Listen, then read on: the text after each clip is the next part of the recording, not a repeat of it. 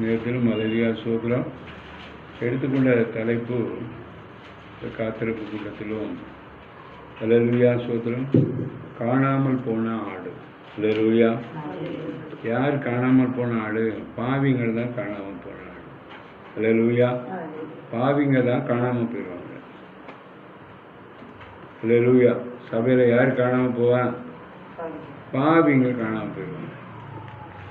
அலையா குலாபா ஷேக் அலாபாரிக்கம் பூலோக சபையிலே வர முடியலன்னா பரலோக சபையில் எப்படிங்க போய் வருவாங்க? பரலோக சபையில் எப்படி வந்து நிற்பாங்க? பூலோக சபையிலே வரதே கிடையாது. ஒரு எவ்வளோ பிரச்சனை இருக்குது, வேலையெல்லாம் இருக்க தான் செய்யுது. ஆனாலும் கர்த்த சபைக்கு வரணும். பூலோக சபையில் வந்தால் தான் பரலோக சபையில் நிலை நிற்க முடியும். ஸோ பாவிகள் காணாமல் போன ஆடு. அல்லேலூயா. யாரு காணாமல் போன ஆடு? பாவிகள். அல்லேலூயா.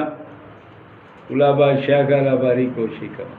அதான் எரோமியா 50 6வது வருஷம். என் ஜனங்கள் காணாமல் போன ஆடுகள், அவருடைய மேய்ப்பர்கள் அவர்களை சிதற பண்ணி பர்வதங்களில் அலைய விட்டார்கள். ஒரு மலையிலிருந்து மறுமலைக்கு போனார்கள், தங்கள் தொழுவத்தை மறந்து விட்டார்கள். அல்லேலூயா. வேதம் சொல்கிறது, என் ஜனங்கள் காணாமல் போன ஆடுகள், அவருடைய மேய்ப்பர்கள் அவர்களை சிதற பண்ணி. இன்னைக்கு அநேக மேய்ப்பர்களே ஆடுகளை சிதற பண்ணிடுறாங்கண்ணா. அல்லேலூயா. பாருங்க, ஆடுகளில் பல வகையான ஆடுகள் உண்டு. சின்ன குட்டி ஆடு உண்டு, பால் கொடுக்குற ஆடுகள் உண்டு, அல்லது கடாக்கள் உண்டு, ஆடுகள் முன்னாலே கடந்து செல்கிற கடாக்கள் உண்டு. அல்லேலூயா. ஸோ ஒவ்வொன்றையும் ஒவ்வொரு விதத்திலே வழிநடத்த வேண்டும். அல்லேலூயா. அதுக்காக ஒருத்தன் பாவத்து மேலே பாவம் செய்துகிட்டு இருப்பான், அவன் வழியில் நடத்தக்கூடாது. அல்லேலூயா. பரிசுத்தவான்களில் எவ்வளோ பிரச்சனைகள் இருக்குது. பரிசுத்தமாக வாழுகிற பிள்ளைகள் வாழ்க்கையில் எவ்வளோ பிரச்சனை இருக்குது. அவங்க பிரச்சனையை கேட்டு அதுக்கு தகுந்த மாதிரி அவங்கள வழி நடத்தணும். இங்கே வேறு சொல்ல, பர்வதங்களில் அலைய விட்டார்கள், ஒரு மலையிலிருந்து மறுமலைக்கு போனார்கள், தங்கள் தொழுவத்தை மறந்து விட்டார்கள். அல்லேலூயா.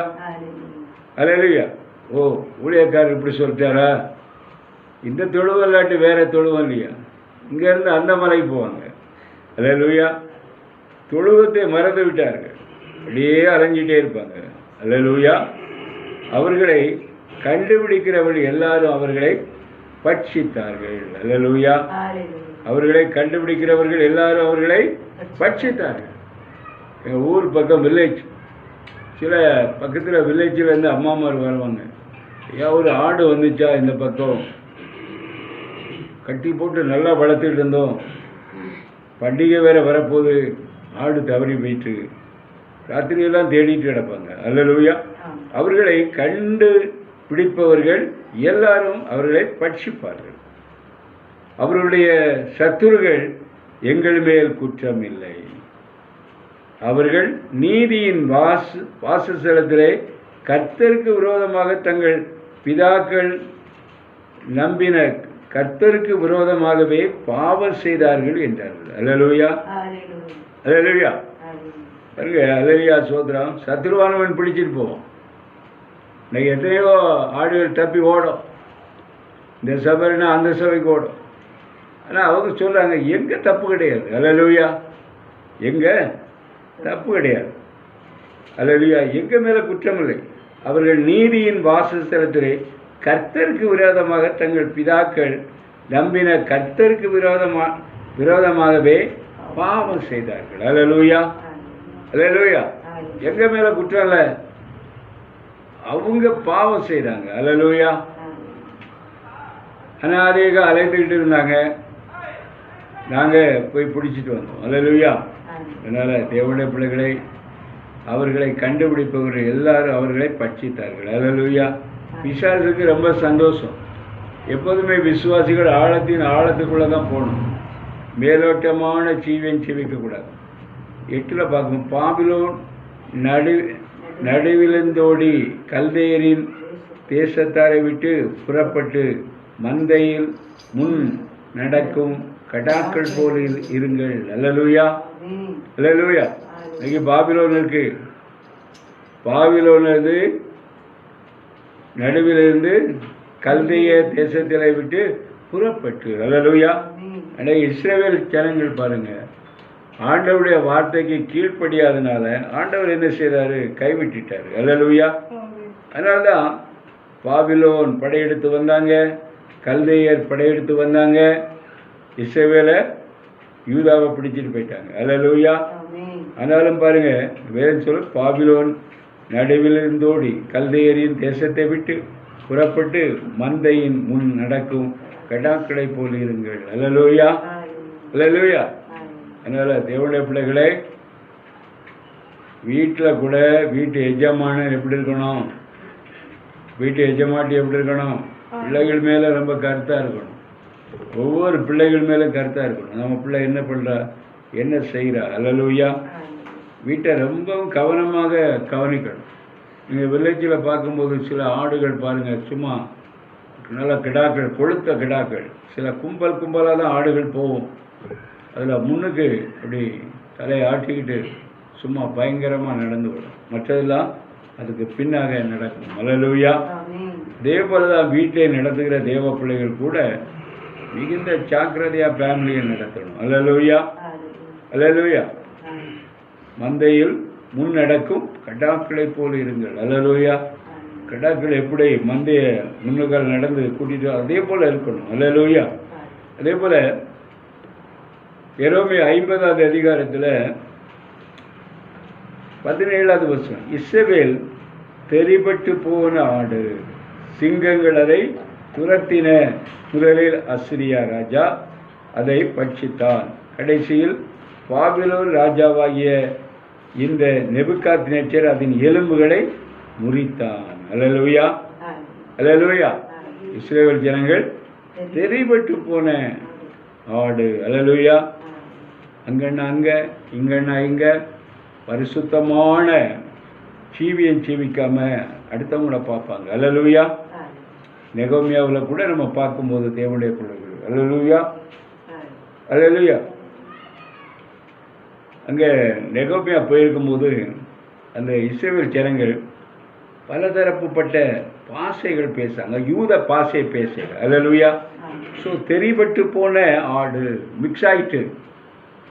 அல்லேலூயா. ஒரிஜினலாக இருந்த இஸ்ரவேல் மிக்ஸ் ஆகி போச்சு. அல்லேலூயா. அதனால தான் அங்கே யூதா தேசத்தில் உள்ள ஆலயத்தில் பயங்கரமான குழப்பங்கள், பரிசுத்தமான ஆலயம் பரிசுத்தம் கெட்டு போச்சு.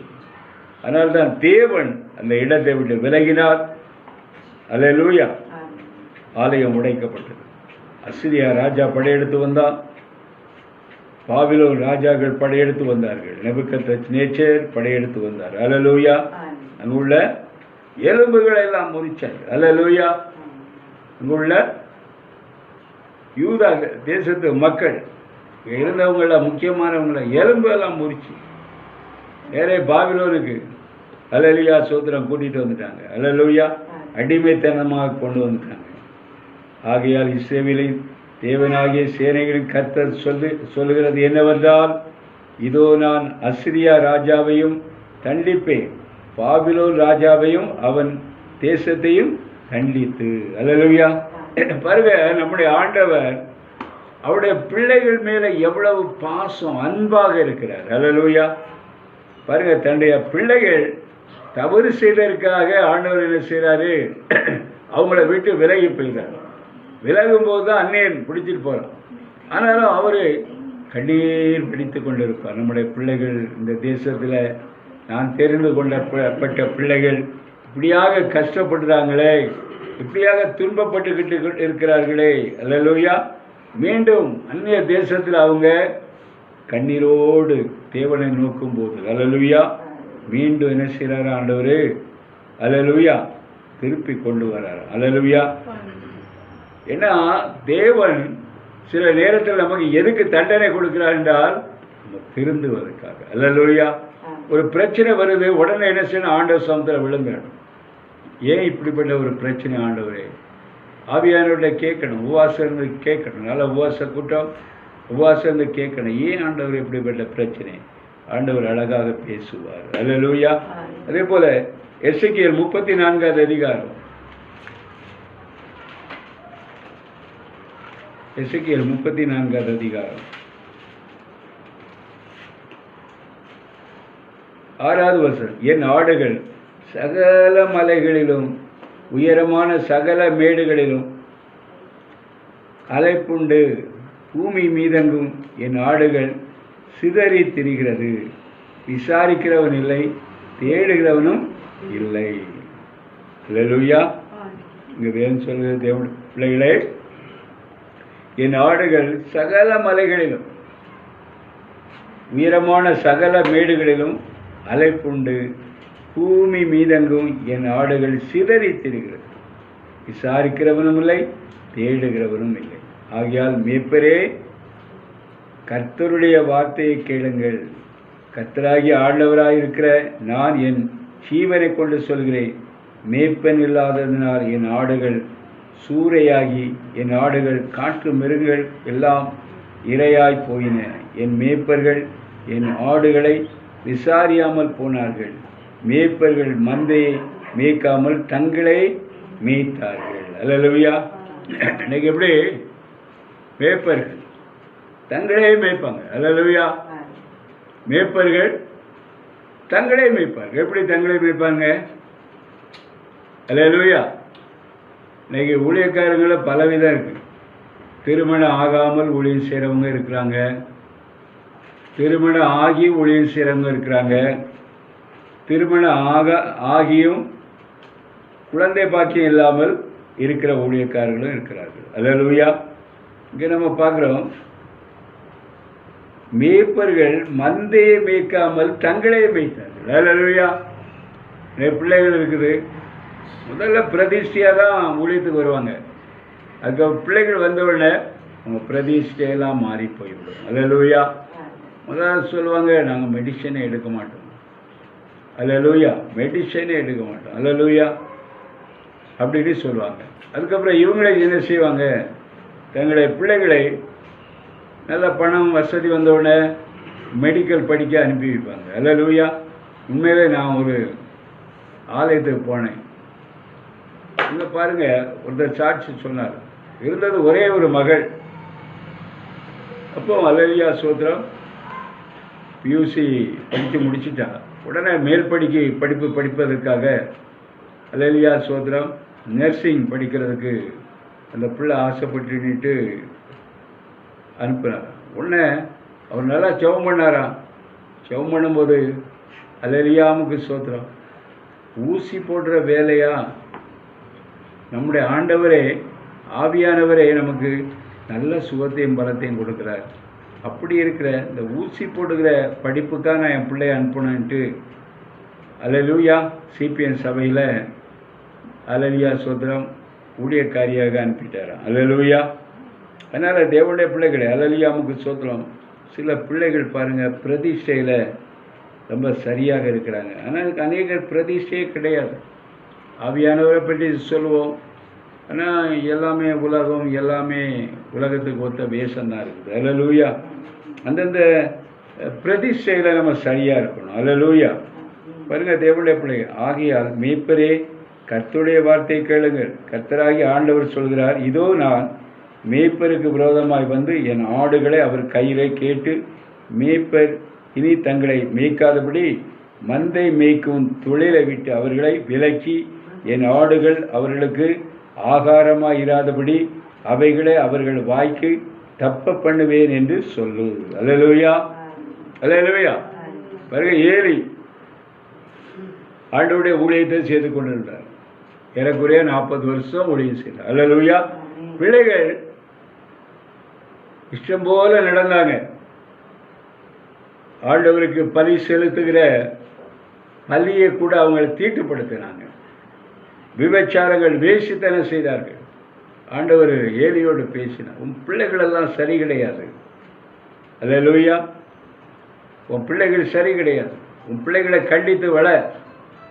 இஷ்டம் போல வாழ்கிறாங்க, என் பலியை தீட்டுப்படுத்துகிறாங்க, விபச்சாரம் செய்கிறாங்க. இவர் என்ன சொல்லிட்டாரு, அவங்களுக்கெல்லாம் வயசாயிட்டு நல்லா வளர்ந்துருக்கிறாங்க ஆண்டவரே, அவங்களுக்கு என்ன புத்தி சொல்லு? என்ன வயதானாலும் நீ புத்தி சொல்ல வேண்டியது உன்னுடைய கடமை. அல்லேலூயா. கடைசியில் என்னாச்சு? பெலிஸ்தியர்கள் யுத்தத்துக்கு வந்தார்கள். உடன்படிக்கை பெட்டி போராட்டத்தில் தான் வெற்றி தான் கிடைக்கும். அதனால தோல்வி. ஏலியின் பிள்ளைகள் 2 பேரும் மாண்டு மடிந்து போனார்கள். ஏலி இதை கேட்டவுடனே தன்னுடைய ஆசனத்திலிருந்து கீழே விழுந்து கழுத்தில் ஒடிந்து மறித்தார். அல்லேலூயா. அதனால் கடைசி காலம் தேவனுடைய பிள்ளைகளை எச்சரிக்கை. பிள்ளைகளை நம்ம சரியாக வளர்க்க வேண்டும். மேத்யூ சாப்டர் 9, மத்தேயு 9வது அதிகாரம்,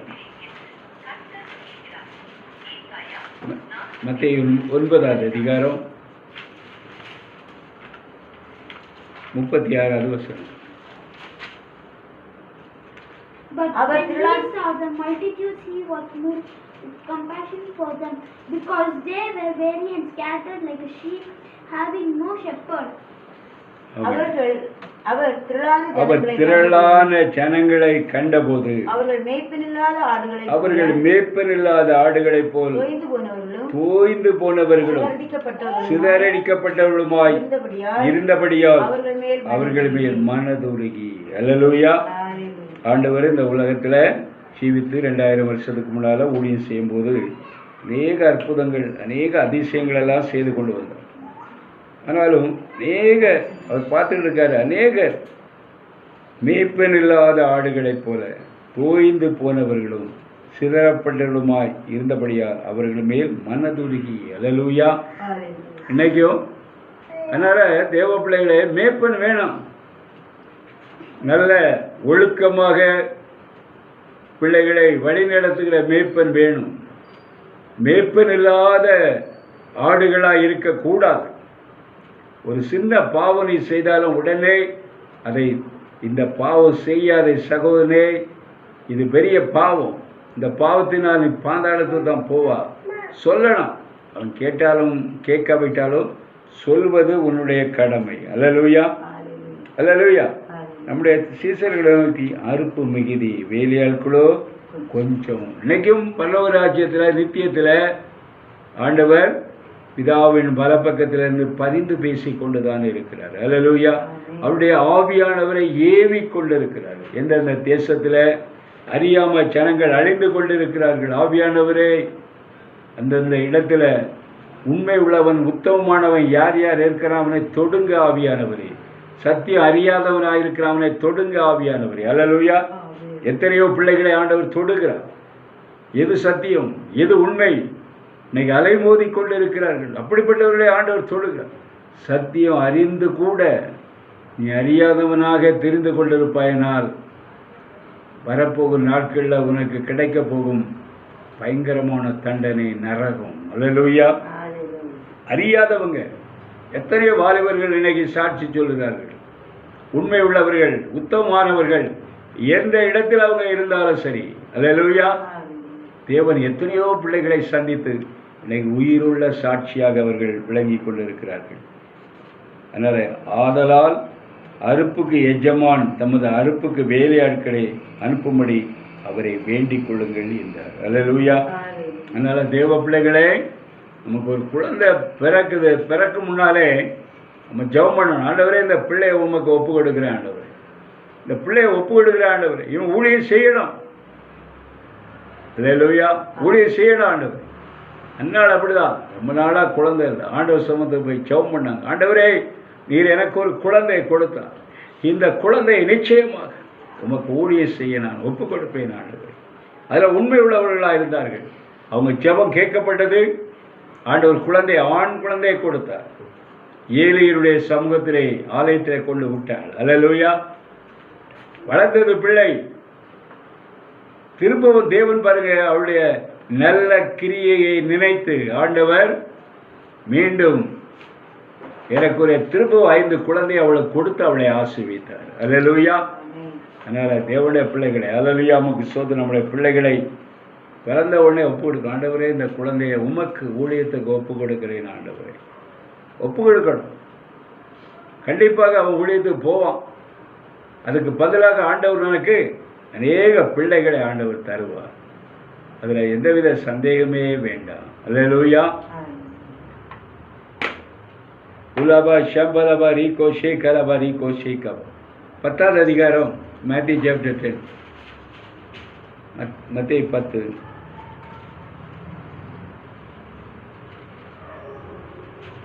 6வது வசனம். காணாமல் போன ஆடுகளாகிய இஸ்ரவேல் வீட்டாரிடத்துக்கு போங்கள், போகையில் பரலோக ராஜ்யம் சமீபமாயிருக்கிற என்று பிரசங்கியுங்கள். அல்லேலூயா. ஆண்டவர் பாருங்க, தம்முடைய சீசர்களை எல்லாம் அழைத்து காணாமல் போன ஆடுகளாகிய இஸ்ரவேல் வீட்டாரிடத்திற்கு போங்கள். அல்லேலூயா. அல்லேலூயா. இஸ்ரவேல் பாருங்க, ஆண்டவர் வாக்கு கொடுத்தது, ஆபிரகாமுக்கு கொடுத்த வாக்கு தத்துவம், பருகுவீர்கள் பெருகுவீர்கள், மணலத்தனையாக பருவீர்கள். அல்லேலூயா.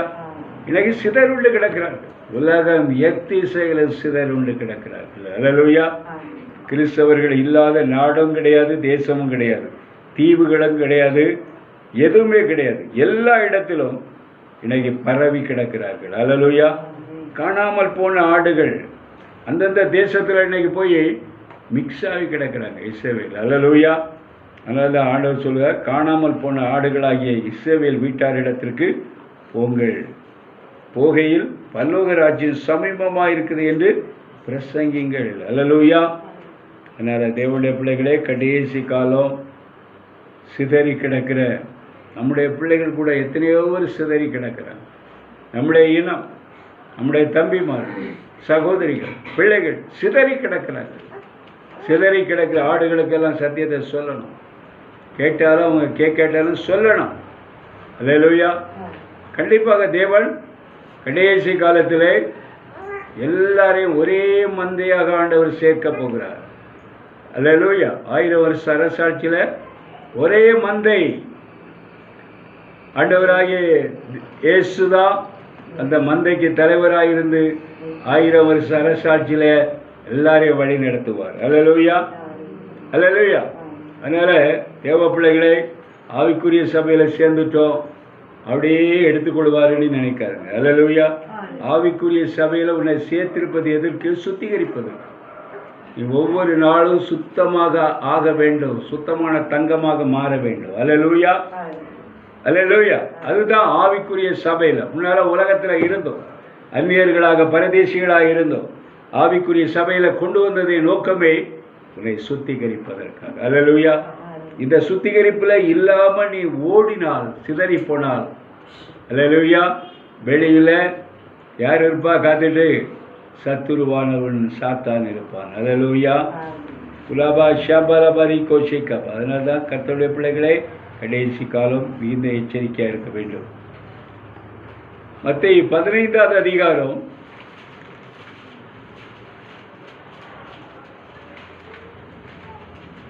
15வது அதிகாரம்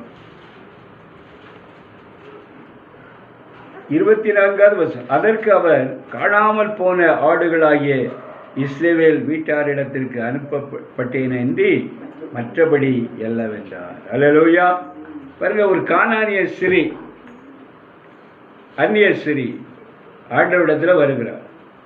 ஆண்டவரே, என் மகா கொடிய வேதனை, பிசாசினால கொடிய வேதனை, பிசாசு அவளை அலக்கழிச்சிட்டே இருக்குது, அவளை சுகப்படுத்தணும். உடனே ஆண்டவர் சொல்ல, பிள்ளைகளின் அப்பத்தை நாய்களுக்கு போடுறதில்லை. அல்லேலூயா. உடனே அந்த சகோதரி, தப்பனே, எஜமானுடைய மேய்ச்சையிலிருந்து துணிக்கைகள் விழுந்து கொண்டிருக்கிறது, நாய்கள் தின்கிறது. அல்லேலூயா. அவள் தன்னை தாழ்த்துகிறாள் தேவனுடைய பிள்ளைகளை. அல்லேலூயா. அதனால்தான் அவர் ரொம்ப மெச்சுகிறார். இயேசு அவளுக்கு பிரயுத்தமாக, சிறிய உன் விசுவாசம் பெரியது, நீ விரும்புகிறபடி உனக்கு ஆக கடவுது என்றார். அந்நேரமே அவள் மகள் ஆரோக்கியமானாள். அல்லேலூயா.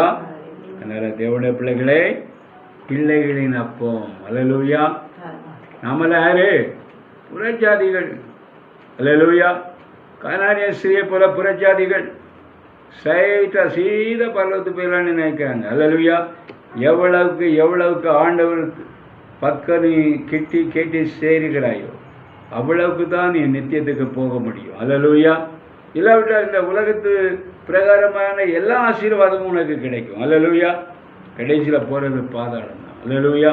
அதனால தான் தேவ பிள்ளைகள் அந்நியர்களாகிய புறச்சாதியாகிய நாம் ஆண்டவரிடத்தில் ரொம்பவும் நெருங்கணும், கெட்டி கெட்டி சேரணும். ஆண்டவரே, என்னுடைய பாவம் எதுவாக இருந்தாலும் மன்னிங்க ஆண்டவரே. ஆண்டவருடைய கெஞ்சணும், மன்றாடணும். அப்போ தான் நித்தியத்துக்குள்ளே போக முடியும். அல்லேலூயா. இன்னைக்கெல்லாம் அநேகர் நினைக்கிறாங்க, நான் ஞானஸ்நானம் பெற்றேன், இல்லை எங்கள் தாத்தா பாட்டையா முற்பிதாக்கள்லாம் கிறிஸ்தவன், நாங்கள் தான் தாத்தா பாட்டையா 4 தலைமுறை 5 தலைமுறை கிறிஸ்தவர்கள் தான். அல்லேலூயா. ஆண்டவருடைய சத்தியத்தை ஏற்றுக்கொண்டு அபிஷேகத்தை பெறாட்டு நித்தியத்துக்கு போக முடியுமா? போகவே முடியாது. அல்லேலூயா. இதே போல் தேவனுடைய பிள்ளைகளே, அல்லேலூயா, நமக்கு ஸ்தோத்திரம். உலாபா ஷேக் அலாபா ரீகோஸ், அதில் 18, மேத்யூ சாப்டர் 18, மேத்யூ சாப்டர் 18.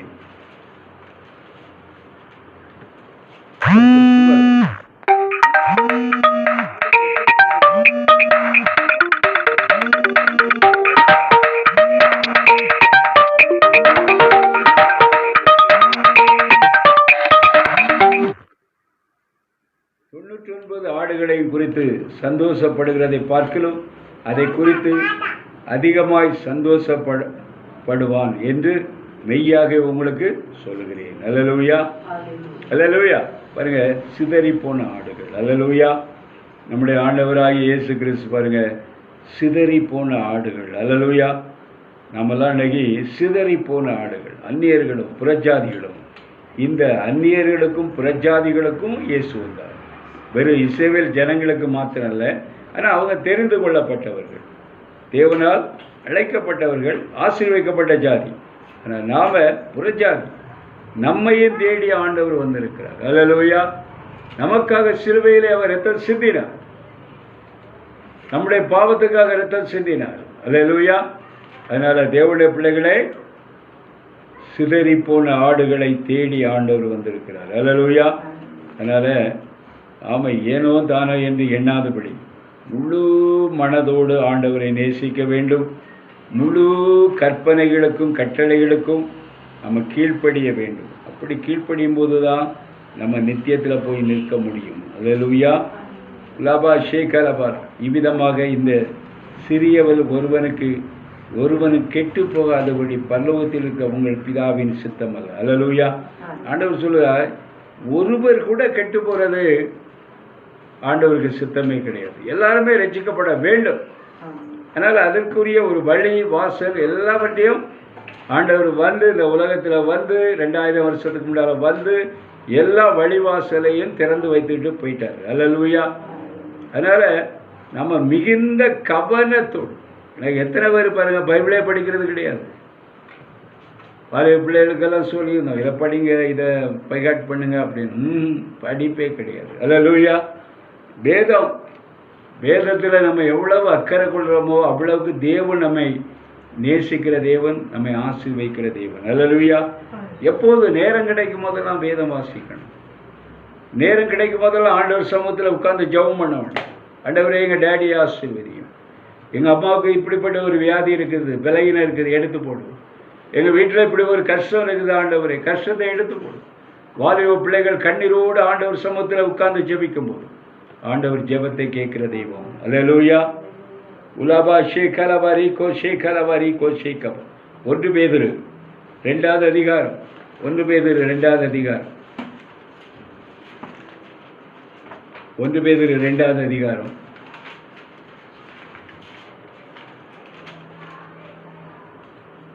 25வது வசனம். சிதறுண்ட like a sheep going astray, but now have now returned as a shepherd and overseer of your souls. ஆமென். சிதறுண்ட ஆடுகள் போல் இருந்தீர்கள், இப்பொழுதோ உங்கள் ஆத்துமாக்களுக்கு மேய்ப்பரும் கண்காணிப்பும் ஆனவரிடத்தில் திருப்பப்பட்டிருக்கிறீர்கள். அல்லேலூயா. ஒரு காலத்தில் நம்ம எப்படி இருந்தோம்? கிறிஸ்தவர்கள் தான், ஆனால் சத்தியத்துக்கு கீழ்ப்படியாதவர்களாக இருக்கும். அல்லேலூயா. ஆனால் இந்த கடைசி காலத்தில், இந்த நாட்களில் நம்ம மெய்யாகவே நம்முடைய ஆண்டவருடைய வார்த்தைக்கு கீழ்ப்படிந்து அந்த பரிசுத்த ஆவியானவருடைய கண்காணிப்புக்குள்ளே நம்மை முழுமையாக ஒப்பு கொடுத்திருக்கிறோம். அல்லேலூயா. அதனால தான் வேதம் சொல்ல, சிதறென்று ஆடுகள் போல் இருந்தீர்கள், இப்போது உங்கள் ஆத்துமாக்களுக்கு மேய்ப்பரும் கண்காணிப்புமானவரிடத்திலே திருப்பப்பட்டிருக்கிறீர்கள். அல்லேலூயா. நம்மெல்லாம் ஆண்டவரிடத்தில் திருப்பப்பட்டிருக்கோம். திருப்பப்பட்டவங்க எப்படி இருக்கணும்? மிகுந்த ஜாக்கிரதையா இருக்கும். அவன் வேலையை, சாத்தானுடைய வேலையை திரும்பவும் உன்னை பாதாளத்துக்கு கொண்டு போக வேண்டும் என்றால் பல விதத்திலே முயற்சி செய்வோம். அல்லேலூயா. அதனால தான் நமக்கு பரிசுத்தாவின் அபிஷேகம் அவசியம். எத்தனை வாலிப பிள்ளைகளுக்கு பரிசுத்தாவின் அபிஷேகம் இருக்குது? எத்தனை பெரியவர்களுக்கு பரிசுத்தாவின் அபிஷேகம் இருக்கிறது? எத்தனையோ ஊழியக்காரர்களுக்கு இன்றைக்கு பரிசுத்தாவின் அபிஷேகம் கிடையாது. அல்லேலூயா. பரிசுத்தாவின் அபிஷேகம் ஒவ்வொருவருக்கும் அவசியம். அக்னி அபிஷேகம் அவசியம். அப்போதான் நம்ம பரிசுத்தத்தை பாதுகாத்து கொள்ள முடியும். அல்லேலூயா. இல்லாவிட்டால் ஒரு சின்ன பாவத்தை கூட நம்மை விட்டு அகற்ற முடியாது. அல்லேலூயா. கடைசி கால தேவனுடைய பிள்ளைகளே, அல்லேலூயா, சோத்திரம். நம்முடைய ஆண்டவராகிய இயேசு கிறிஸ்து இந்த உலகத்தில் நம்மை தேடி வந்தது வீணாகி போய்விடக்கூடாது. அவர்தாம் இரட்சித்த அனைவரையும் பரிசுத்த ஆவியானவருடைய கரத்துக்குள்ளே ஒப்பு கொடுத்திருக்கிறார். அந்த பரிசுத்த ஆவியானவர்களுக்குள்ளே அடங்கி இருப்போம். சபையில் அடங்கி இருப்போம். ஆணவம் வேண்டாம், அகங்காரம் வேண்டாம். மேய்ப்பர்களுக்கு அடங்கி இருப்போம். தேவன் தாமே உங்களை ஆசீர்வதிப்பார். கண்களை மூடுவோம். எங்களை அதிகமாக நேசிக்கிற அன்பின் பரலோக பிதாவே, இந்த அருமையான காத்திருப்பு கூட்டத்துக்காக ஸ்தோத்திரம். இந்த ஆன்லைன் மூலமாக செய்தியை கேட்கிற ஒவ்வொருவரையும் ஆசீர்வதிங்க, பலப்படுத்துங்க. நாளை உபவாச கூட்டத்தை ஆசீர்வதிங்க. தொடர்ந்து சபையாரை உடைய இரத்தத்துக்குள்ள ஒப்பு கொடுக்கணும். எந்த பொல்லாத ஆவியோ தொற்றுக்கொள்ளும் பிள்ளைகளை அணுகாதபடி பாதுகாத்துக் கொள்ளும். 3வது அலை இப்படியெல்லாம் பல வதந்திகள் வந்து கொண்டே இருக்கிறது. ஆனால் நாங்கள் ஆராதிக்கிற தேவன் ஜீவன் உள்ளவர். எங்கள் பிள்ளைகளை காப்பார், எங்கள் ராஜ்யத்தை காப்பார், எங்கள் ராஜாக்களை காப்பார் என்ற நம்பிக்கை எங்களுக்கு இருக்கிறது. தொடர்ந்து நம்பிக்கையில் நாங்கள் ஓடுகிறோம். எல்லா துதிகர மகிமையின் ஆண்டவருக்கு இயேசு கிறிஸ்து என்ப நாமத்தை ஜெபிக்கிறோம். ஜீவன் உள்ள நல்ல பிதாவே. என் ஆத்துமாவே கர்த்தரை ஸ்தோத்திரி, என் முழுவதுமே அவருடைய பரிசுத்த நாமத்தை ஸ்தோத்திரி. என் ஆத்துமாவே கர்த்தரை ஸ்தோத்திரி, கர்த்தர் செய்த சகல நன்மை என்று மறவாது. ஆமென். நம்முடைய கர்த்தராகிய இயேசு கிறிஸ்துடைய கிருபையும் தேவனுடைய அன்பும் பரிசுத்த ஆவியாருடைய ஐக்கியம் உங்கள் அனைவரோடும் சகல பரிசுத்தங்களோடும் நம்முடைய ஆண்டவராகிய இயேசு கிறிஸ்து வருகை புரிந்திருப்பதாக. அல்லேலூயா. கர்த்தர் உங்களை ஆசீர்வதிப்பார். நம்மை தான்